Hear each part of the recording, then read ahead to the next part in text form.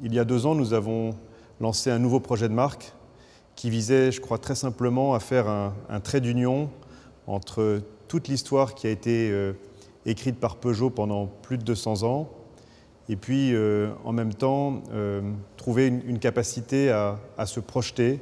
208, c'est ça. C'est un produit qui est complètement corrélé à l'histoire de la série 2. Donc on est à la fois connecté à nos racines, à notre histoire, à ce qui a fait le succès de Peugeot. En même temps, on en est très éloigné parce qu'on n'en est pas resté prisonnier et qu'on l'a franchement renouvelé. Tout de suite, la face avant, le regard, très félin, très agile, très Peugeot. Et puis, une nouvelle synthèse à l'intérieur avec un petit volant. Le petit volant, ce n'est pas gratuit, ça va avec un combiné, une position de conduite, un écran tactile. C'est toute une synthèse très innovante qui a été pensée, qui fait qu'on est bien dans la voiture et que ça se ressent, le corps parle.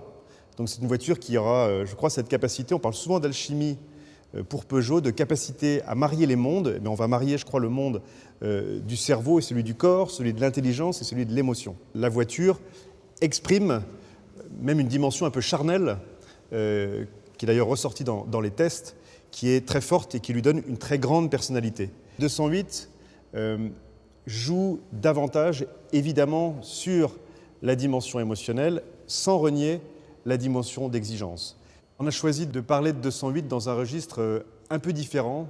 J'utiliserai qu'un seul mot, régénération.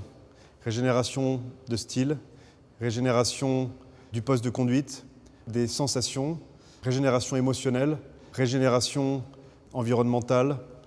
On a déjà commencé à donner quelques preuves du nouveau style des produits Peugeot. Voir leur déclinaison aujourd'hui sur une petite voiture, c'est particulièrement convaincant.